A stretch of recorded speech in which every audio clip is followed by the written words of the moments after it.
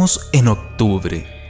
Ellos dicen que es el mes del terror, pero para nosotros cada día, cada mes, cada momento es nuestro Halloween.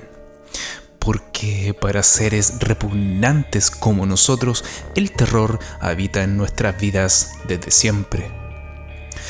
Porque somos la escoria, los bichos raros, las criaturas de las alcantarillas que solo se asoman cuando la luz de la luna se escabulle entre las solitarias y húmedas calles. Somos los hijos de la noche.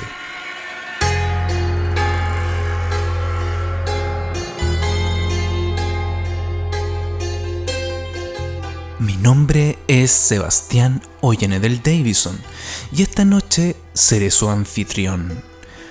Abrimos las compuertas de este tercer capítulo. Sean invitados, les concedo entrar en mi hogar.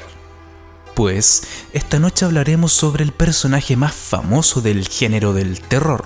Me refiero a los vampiros. ¿Dónde surge el vampirismo a como lo entendemos hoy en día? ¿Cuáles son sus orígenes, tanto en la creencia popular como en la ciencia? ¿Existen hallazgos empíricos en la historia que colindan con las atribuciones de un vampiro? ¿Entonces existieron vampiros de verdad? Por otra parte, la proliferación del arquetipo en todas las expresiones artísticas y, cómo no, música vampiresca. Todo para saciar nuestra sed. Ya han sido invitados, pueden ingresar a mi morada. Sean bienvenidos y bienvenidas a mi hogar. Entren libremente y por su propia voluntad. Comienza Hijos de la Noche.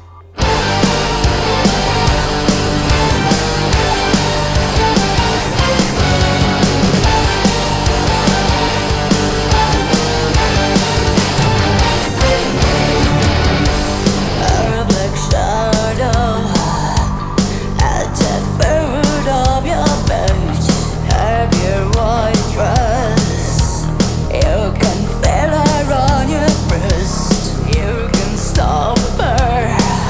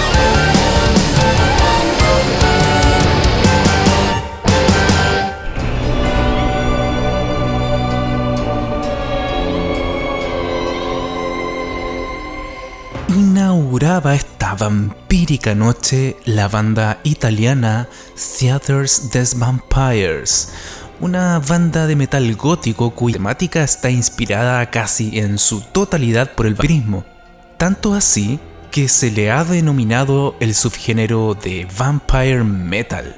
Su nombre, Teatro de Vampiros, está basado en las famosas crónicas vampíricas de Anne Rice. Y la canción que acabamos de escuchar tiene por nombre Carmilla, que se dice fue la primera vampira en la literatura escrita por Sheridan Le Fanu.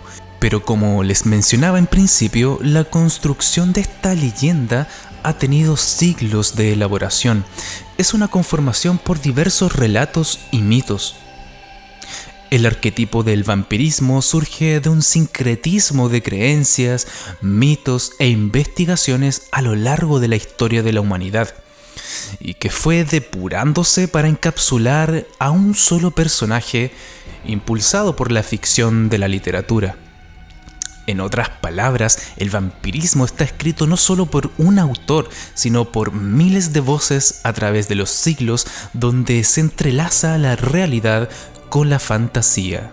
El vampiro, en su primitiva definición, evoca a un cadáver que en la creencia popular succiona la sangre de los vivos y la ingresa a su propio cuerpo inerte.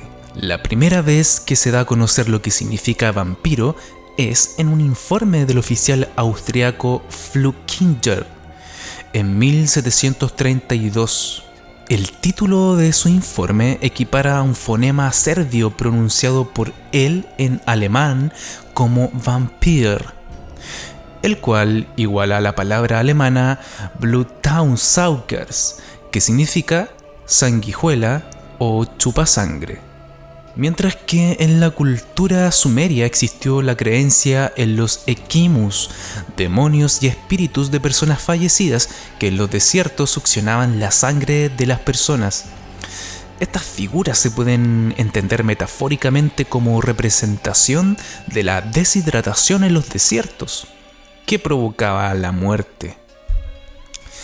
En las antiguas Babilonia y Jerusalén se tuvo la creencia en Lilitú o Lilith, un demonio femenino que devoraba y succionaba la sangre de los recién nacidos. Posiblemente Lilith fuera una representación de las enfermedades inexplicables que atacaban a los bebés y les provocaban la muerte, como el síndrome de muerte súbita del lactante. Por su lado, en la antigua Grecia se tuvo la creencia en la Lamia, una figura parecida a Lilith, y en las Estriques, estas últimas basadas en la creencia de que los búhos, de la cual son sinónimos, succionaban la sangre de los recién nacidos. Ambas son figuras metafóricas del síndrome de muerte súbita del lactante. Ya en la Inglaterra medieval, William de Newburgh, que describe la historia de su país desde 1066 al 1198, narra la aparición de un muerto que se aparecía por las noches. Al destapar los pobladores su cadáver, se encontró hinchado por la sangre, mencionando que parecía una sanguijuela llena de sangre.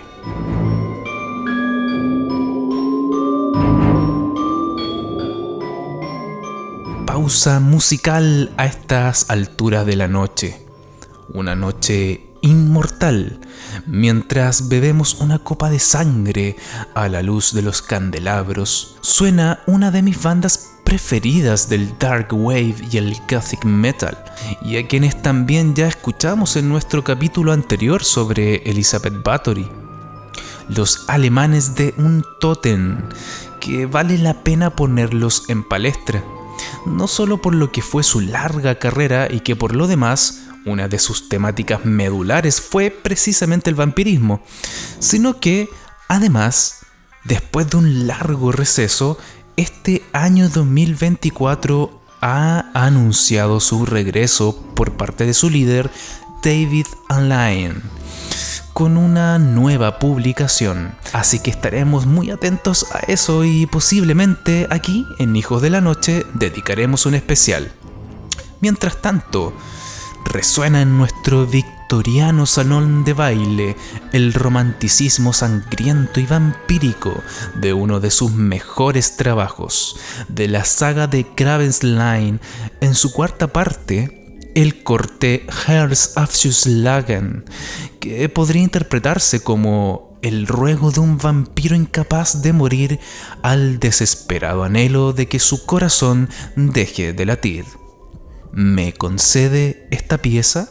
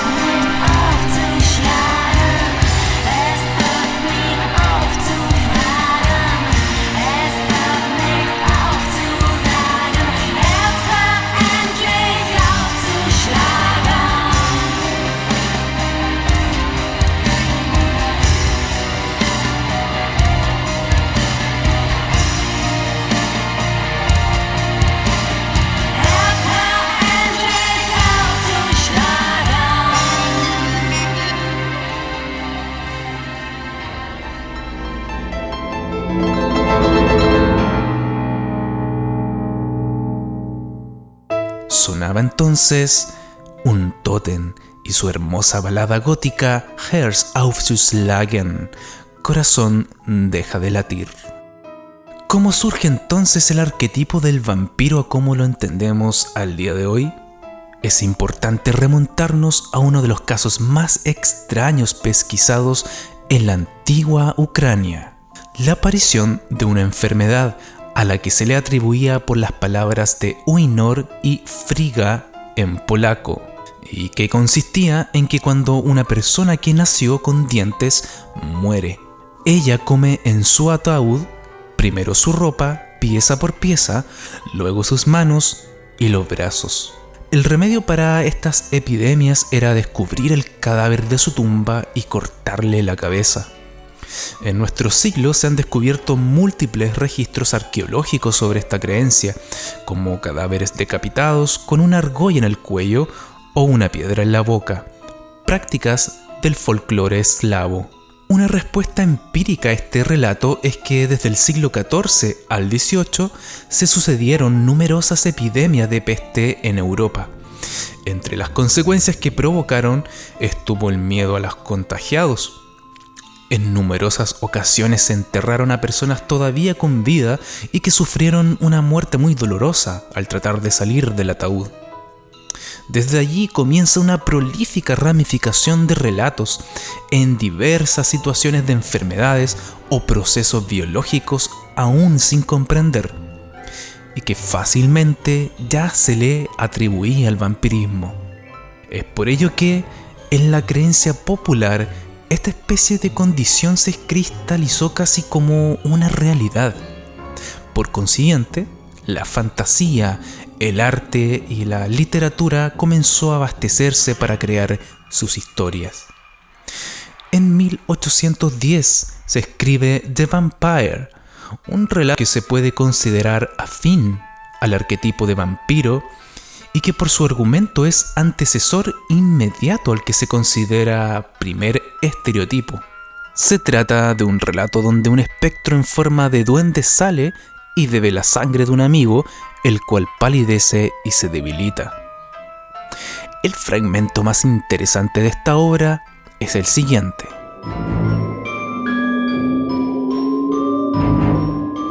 Por la noche, cuando envuelto en profundo sueño todos los mortales compartimos un suave reposo, mi alma mantiene espantosas vigilancias más intensas de lo que el infierno apenas sabe. Desde la tenebrosa mansión de la tumba, desde las profundas regiones de los muertos, el fantasma del Segismundo vaga y me persigue horriblemente en mi cama. Allí, vestido de forma infernal, de una manera que yo no entiendo, el duende yace cerca de mí y bebe mi sangre vital, chupa mis venas la vida que fluye y drena la fuente de mi corazón. Oh Gertrudis, Gertrudis, mi querida esposa indecible es mi dolor. Cuando está saciado, el horrendo duende con el banquete de la sangre amamantada se retira a su sepulcro hasta que la noche lo invita a venir una vez más.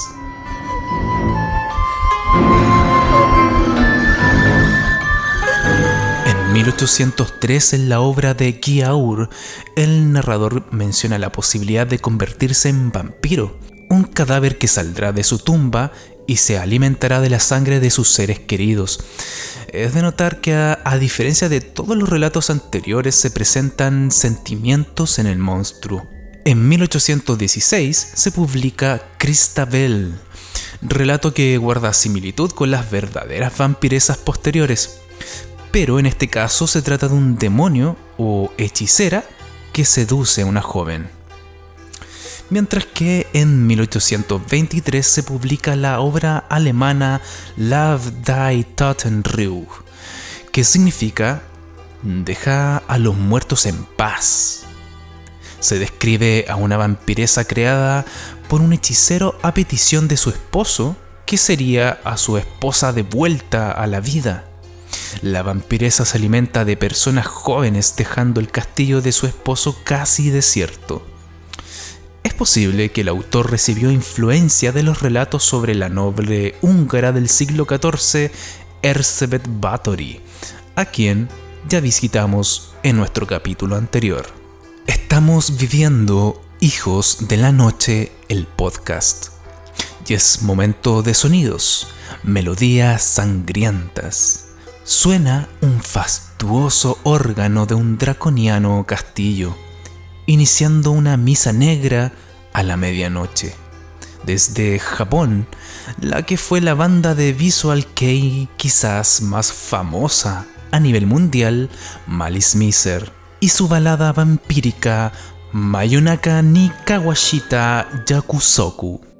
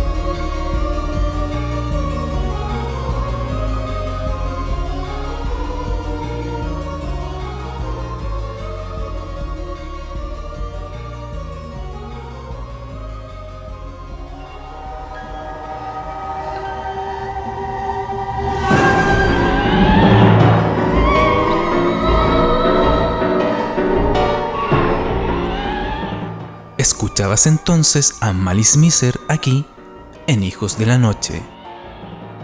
En 1847 se publica Barney the Vampire. Sí, escuchaste bien, Barney. ¿Ya recordaste, querida criatura rancia? De allí el nombre de quien es la máxima referente del gótico contemporáneo y de todo este submundo de lo freak. Anna Barney Cantodea, de Sopor Eternus. Pero volviendo a la obra, el protagonista, un noble y vampiro, ha sido asesinado varias veces. Tiene 2 colmillos, deja 2 heridas en el cuello de sus víctimas y entra por la ventana a las habitaciones de las doncellas. En 1872 hace su aparición la obra de la que referíamos en principio, Carmilla, en la que se describe una vampiresa que durante las noches duerme en su tumba a semejanza de Aso.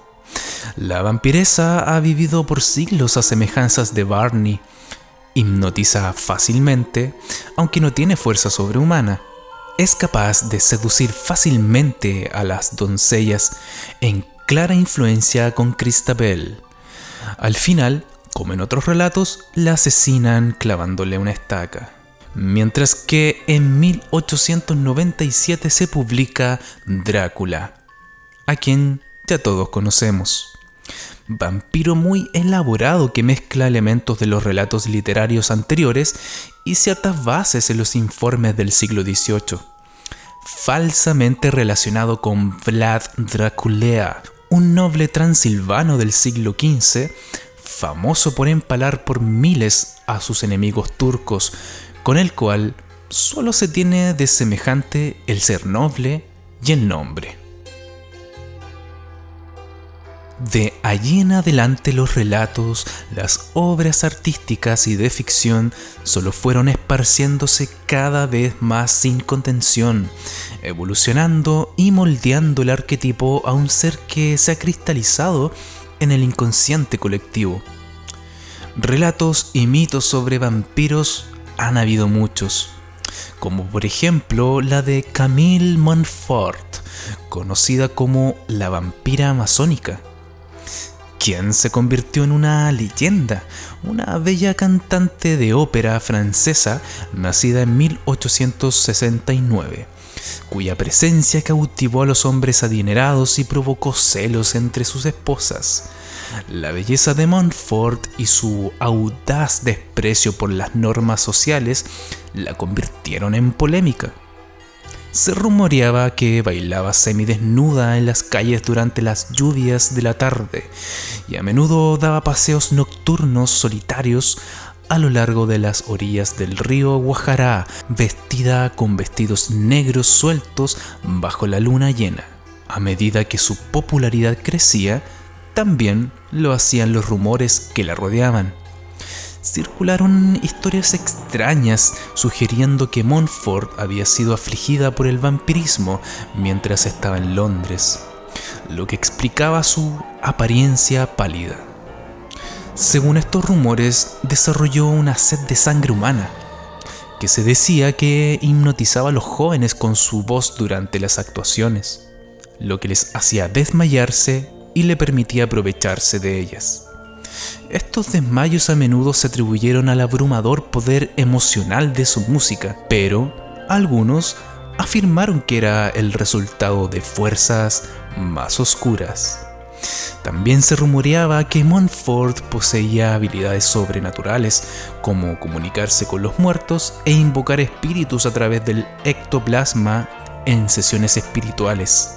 Se cree que estas actividades fueron ejemplos tempranos de espiritismo, que más tarde se practicó más ampliamente en los círculos secretos. A finales de 1896, Camille Montfort fue víctima de un brote de cólera. Algunos creen que su tumba está vacía, alegando que su muerte fue escenificada para ocultar su vampirismo y que Camille Montfort todavía vive en Europa, ahora con más de 150 años. La leyenda de la vampiresa amazona perdura, lo que se suma a la mística que rodea su vida y muerte. Y así, como la de ella, existen una infinidad de más relatos, pero ya es hora de endulzar nuestros insanos oídos con música oscura. Siguiendo con la línea del vampirismo, Type O Negative marcó un precedente en el metal oscuro de las últimas décadas.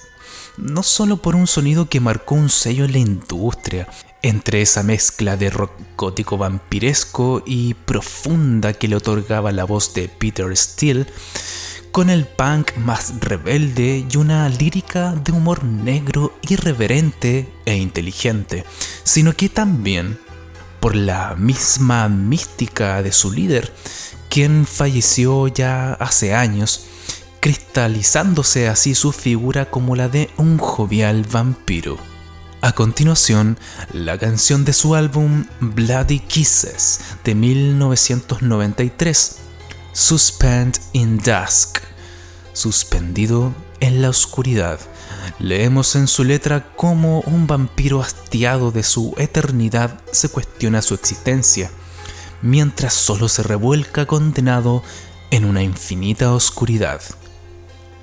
Type O Negative en Hijos de la Noche.